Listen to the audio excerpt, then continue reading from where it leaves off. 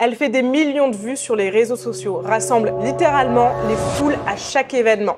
En plus d'être une créatrice de contenu à succès, Andiela a aussi lancé un business qui connaît un succès incroyable. Elle a fait déjà plusieurs millions en à peine un an avec sa marque. Alors, est-ce que c'est un hasard? Est-ce que c'est juste une petite meuf qui s'est lancée sur les réseaux sociaux et qui a eu de la chance? Est-ce que c'est le beauty privilège, comme certains le disent? Aujourd'hui, on va voir ensemble les clés du succès d'Andiela et surtout comment tu peux t'en inspirer si toi aussi, tu as envie de te lancer sur les réseaux sociaux, que tu souhaites être créatrice de contenu ou alors que tu es une marque. La première chose dont on va parler, c'est un peu le parcours d'Andiela. Comment elle en est arrivée aujourd'hui à être affichée dans le métro parisien, à avoir une marque à succès, à être ambassadrice d'énormes marques.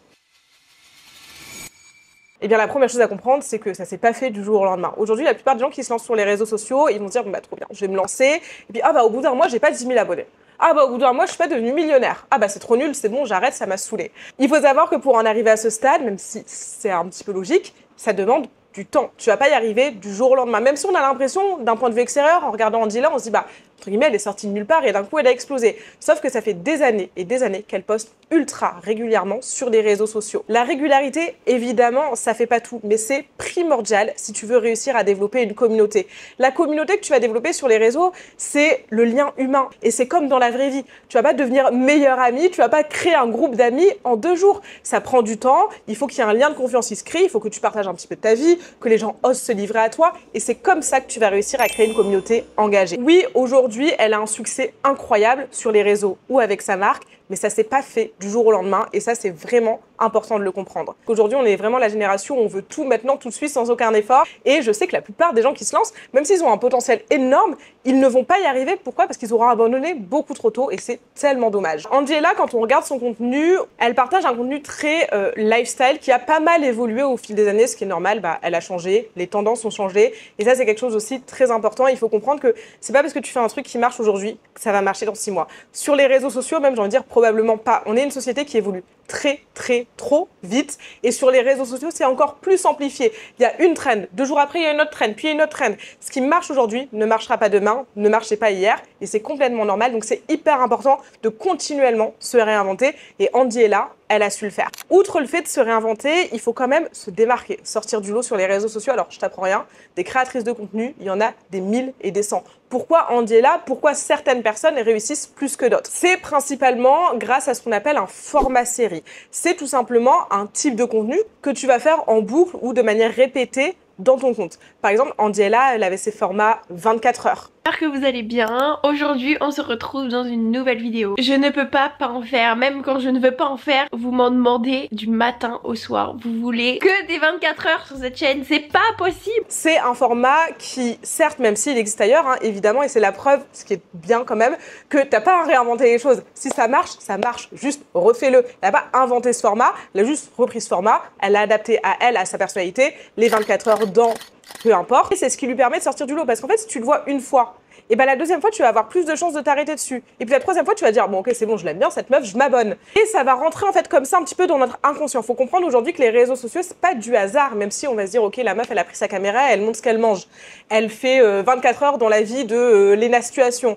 Ok, cool. Elle a fait ça au hasard. Mais non, en fait, tout est réfléchi parce qu'elle va en fait parler à quelqu'un derrière la caméra, elle va en fait connecter avec une audience, elle sait ce que l'audience attend et en fait, elle va rentrer dans la tête, on va dire de manière un peu dramatique, de son audience pour lui parler, pour être là où on l'attend. Ça, c'est vraiment quelque chose que je répète toujours à mes clientes.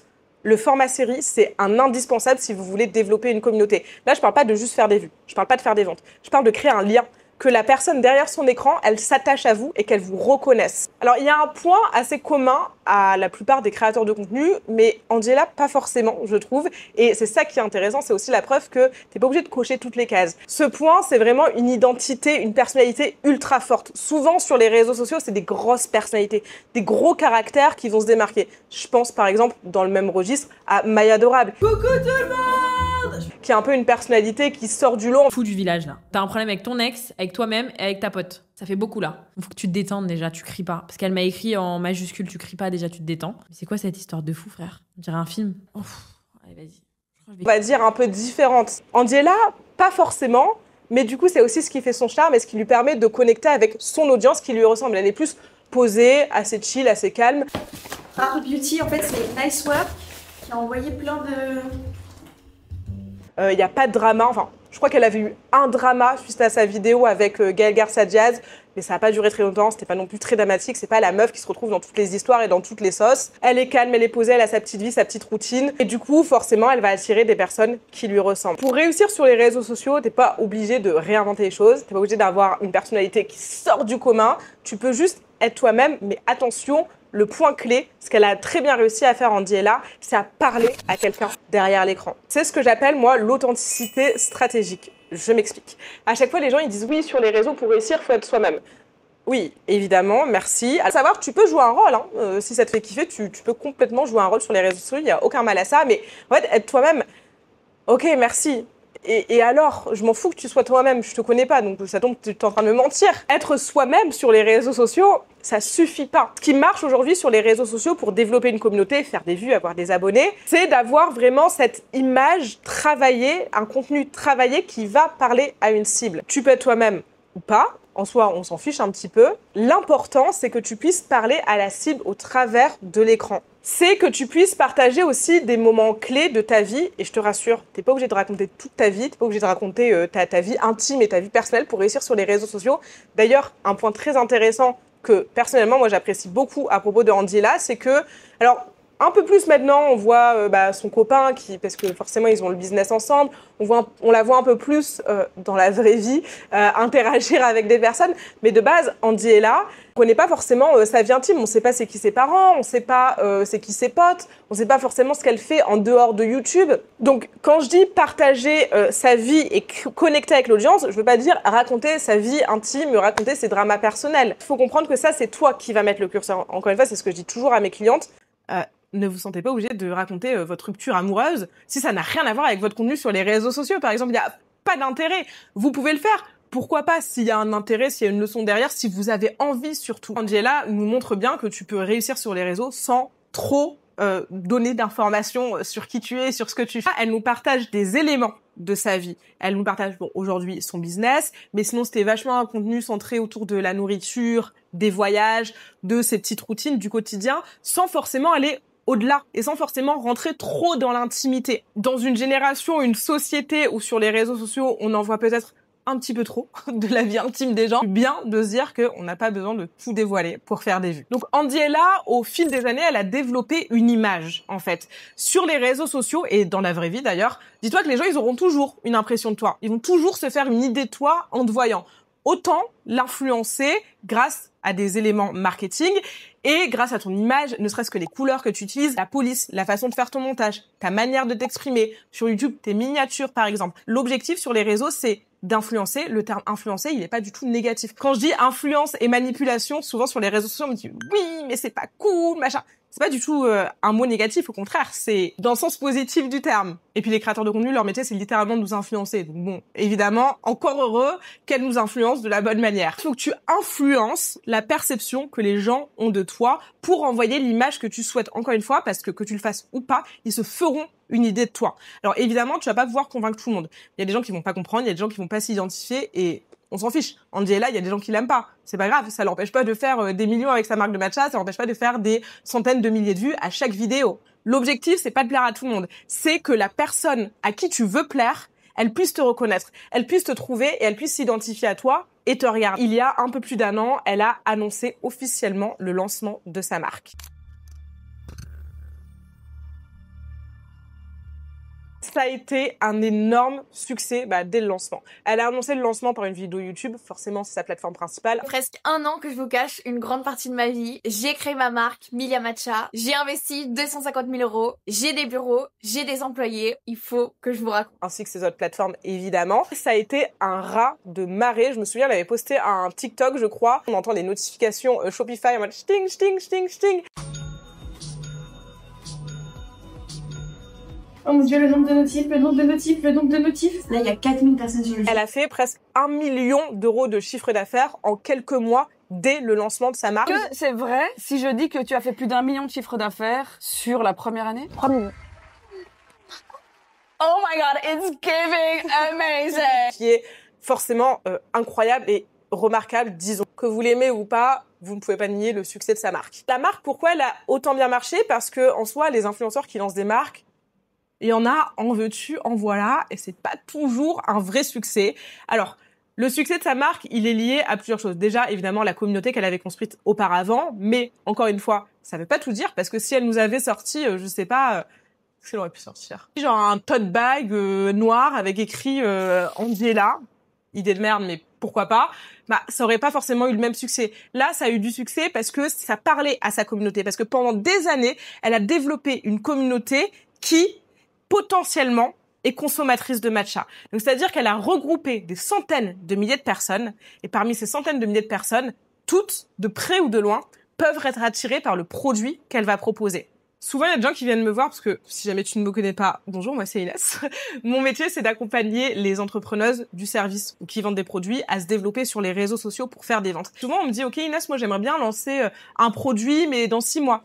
Ou alors, j'aimerais bien lancer mes services. Par exemple, je suis coach sportive et j'aimerais bien, mais pas maintenant. Est-ce que tu me conseilles d'attendre ou est-ce que tu me conseilles de me lancer tout de suite? Il n'y a pas de bon ou de mauvais moment. La seule chose à se dire, c'est que le meilleur moment, c'est là, maintenant, tout de suite. Plus tu vas pouvoir avoir de temps à développer ta communauté, mieux ce sera.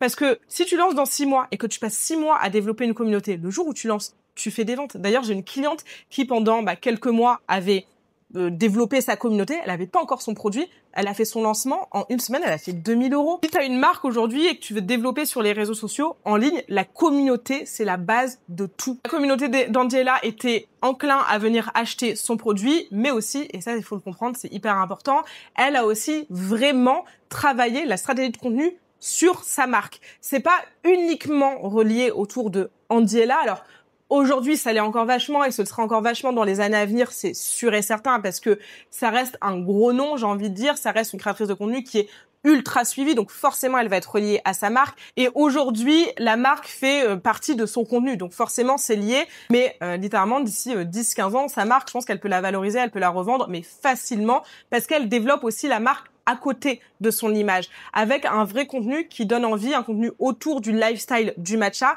Et c'est ça qu'il faut comprendre aussi si tu as une marque sur les réseaux sociaux, un business que tu souhaites développer, arrête de me parler de tes produits, arrête de me parler de tes services. J'en ai rien à faire. Montre-moi ce que je vais avoir avec tes produits et tes services. Par exemple, Angela va pas nous dire, OK, bah voilà, super, c'est du matcha. Cheers. Genre, buvez votre matcha, c'est génial, mon matcha il est fabriqué au Japon. Alors oui, évidemment, faut le dire, faut le faire. Mais je m'en fiche que ton matcha soit fabriqué au Japon. Pourquoi moi je vais l'acheter? Pourquoi je vais le boire? Pourquoi il est meilleur que d'autres? C'est quoi l'intérêt que j'ai de l'acheter? Et c'est ça qu'elle arrive aussi à très bien faire. Et forcément, bon, elle le montre, donc on le sait, elle a une grande équipe derrière, donc elle n'est pas toute seule sur le projet. Elle vend pas un matcha, Angela, elle vend vraiment une communauté, un lifestyle. Et on peut le voir aussi lors des pop-up.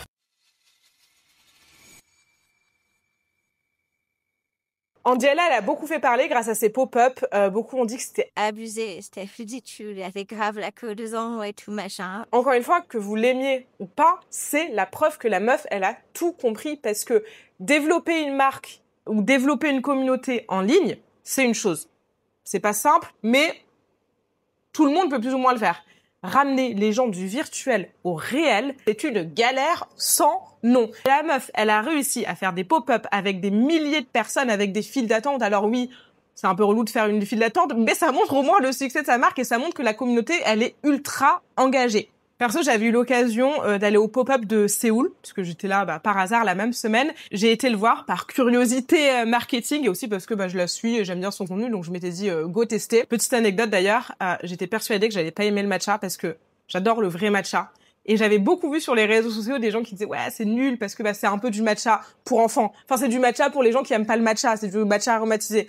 Donc j'avais été, je me souviens, avec une pote qui connaissait pas du tout. J'ai dit meuf, elle adore aussi le matcha. Je dis meuf, on va pas forcément se régaler parce que j'ai pas entendu que des bonnes choses.